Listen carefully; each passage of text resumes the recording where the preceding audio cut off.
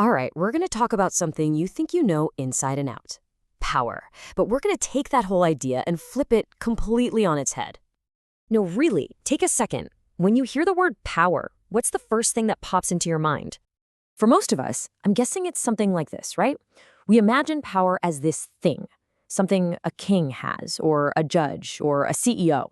It's this top-down force they use to tell people what to do. But what if that's all wrong? What if power isn't a crown somebody wears, but it's more like the air we all breathe? An invisible, all-encompassing network that shapes every move we make, every thought we have, and even what we believe is true. Okay, let's get into it. And our guide for this whole rethinking process is the brilliant and, yeah, often controversial French philosopher, Michel Foucault. He basically looked at our simple, top-down idea of power and said, nope, you're missing the real story here. So this is the absolute game changer. For Foucault, you don't have power, you exercise it. It's not some weapon one person points at another. It's more like a current that flows through society, existing in the relationships between all of us in our schools, our jobs, our families. It is quite literally everywhere.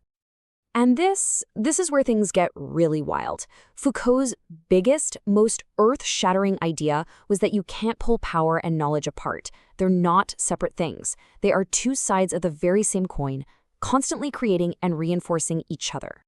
So, let's redefine our terms Foucault style. When he says power, he's talking about this huge, sprawling network. It's all the unwritten rules that tell us how to act, what's considered normal and what's not.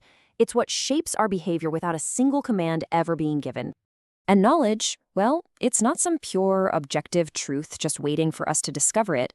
Foucault said knowledge is produced. It's built by people in specific times and places. And, you guessed it, the people and systems with power are the ones who get to define what counts as knowledge, what we all agree is a fact.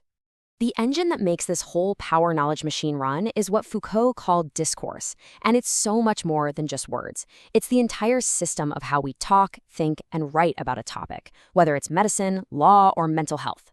Discourse sets the rules of the game. It determines what can be said, who gets to speak with authority, and what is ultimately accepted as truth. It's the most subtle and powerful form of control there is. Okay, so if power is this invisible network, how does it actually, work on us in our daily lives? Foucault pointed out two major ways it operates in the modern world. On one side, you have disciplinary power. This is all about the individual, you. Think about the rigid schedule of a school, the layout of a prison, or the routine of a factory. All these systems are designed to train us, to make our bodies and minds predictable, efficient, and, docile. On the other side is biopower. This one isn't focused on you, it's focused on us, the population as a whole. This is power that manages life itself, through things like public health data, census statistics, and demographic studies. It's about regulating the entire social body. Now, I know what you might be thinking. If power is this all-seeing, all-encompassing network that's everywhere, are we just trapped? Are we just helpless puppets? Well, Foucault's answer to that was a very loud, very clear no. This is one of his most famous lines, and it's so important. For Foucault, power and resistance are a package deal. You can't have one without the other. The very instant a power dynamic is created, the possibility of pushing back against it is born right alongside it. And here's the crucial part. You don't resist power by somehow getting outside of it, because there is no outside. Resistance happens from within the network. It's about questioning the so-called truths we've been handed down. It's about challenging the norms and creating new ways of thinking and living that mess with the dominant story.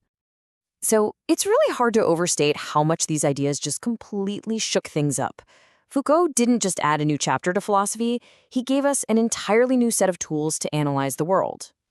I mean, his work became a cornerstone for huge intellectual movements like post-structuralism and postmodernism. It fundamentally changed fields from sociology and critical theory to cultural studies.